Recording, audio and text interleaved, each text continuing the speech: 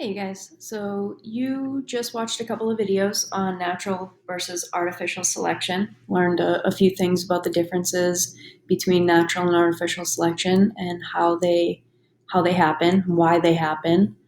Um, so we're going to go over your vocab real quick. You should have already added this vocab word yesterday or perhaps on a different day of last week's cycle. Um, so, natural selection is the process by which organisms that are better adapted to their environment tend to be the ones that survive and reproduce. And that results in changes in the traits within a population, because the ones that survive are the ones with the better traits.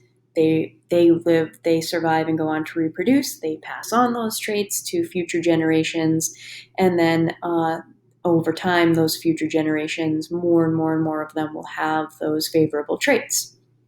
Natural selection is the driving force behind the theory of evolution, which we're going to get into in much more detail in coming weeks.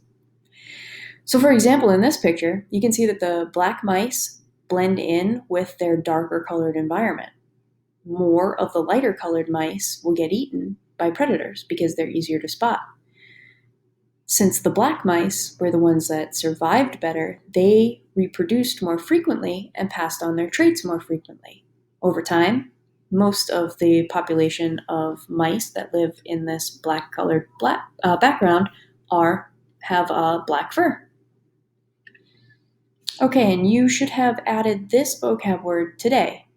Artificial selection is when humans decide which qualities are desirable in an organism, and they intentionally breed them to produce more offspring with those favorable traits.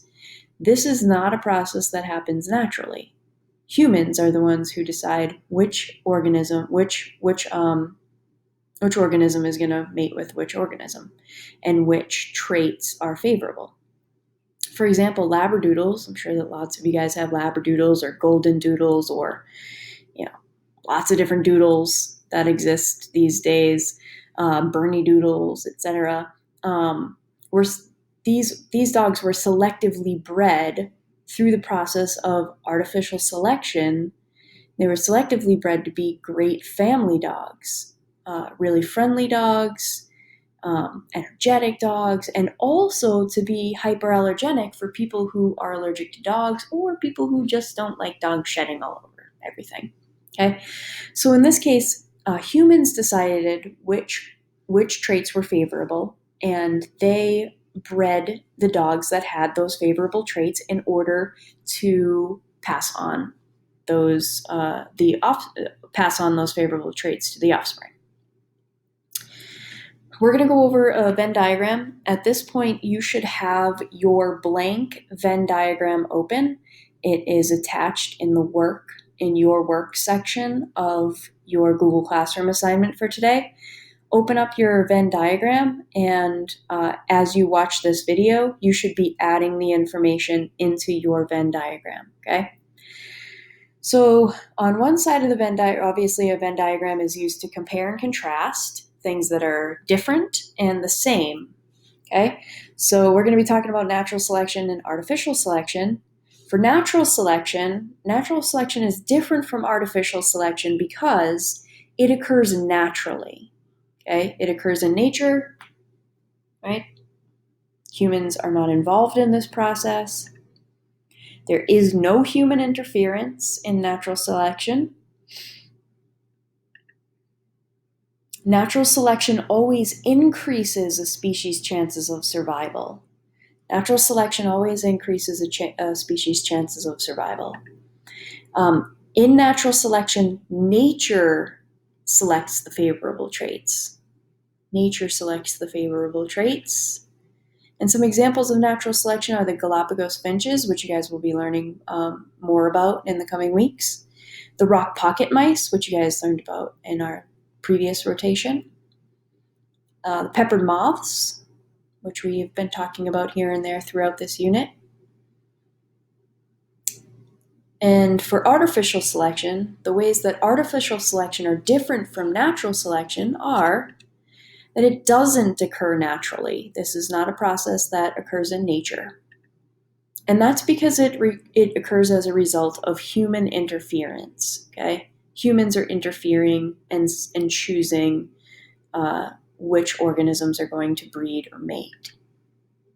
It does not always increase the species' chances of survival. Let's give a couple of examples of that. For example, a pug or any dog that has a short nose, a really short, flat face.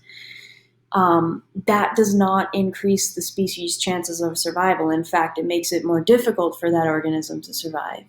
Right? Pugs have difficulty breathing because their airways are so short and their nose is so pushed flat against their face that it is difficult for them to breathe. They're actually not even allowed to be brought on airplanes because their chances of surviving, or at least they're not allowed to be put in the storage hold of an airplane because their chances of surviving are much lower, right? So it did not increase this breeding did not increase the chances of survival. In fact, it decreases their chances of survival. Let's talk about livestock, right? Chickens, pigs, cows, they are bred to be really big and have lots and lots of meat. In fact, so much meat that it's difficult in a factory farm. They're bred to the point where it's difficult for them to hold their own weight, for them to hold themselves up, right? So that is not something that is going to increase that organism's chances of survival. In fact, the whole point is for that organism not to survive because it's going to then be butchered and butchered for meat, right? So artificial selection does not always increase the species' chances of survival, whereas natural selection does. Another difference is that humans select the favorable traits. Humans decide that pugs are really cute with flat faces, and the flatter the face, the cuter they are. Some humans. Personally, not me. Humans decide that, more milk production in a cow, for example, is favorable to less milk production in a cow. Humans decide that bigger chickens are better than smaller chickens because they're going to make more meat, right? Humans decide that floppy ears and hypoallergenic fur or hair in a dog rather than fur is favorable. Okay, humans are selecting which traits are favorable and which traits are not as favorable. Some examples, we just went over some pets like dog breeds, livestock, and crops. For example, farmers want to selectively breed crops that are resistant to drought, for example, or they want to breed crops that result in more plentiful fruit or vegetables, or that create larger fruits or vegetables. Okay. So these are the ways that natural selection and artificial selection are different. And the ways that they are similar is that in both scenarios, in natural selection and in artificial selection, the traits are inherited from parents, right? The traits get passed down. These are genetic traits that are getting passed down from parent to offspring.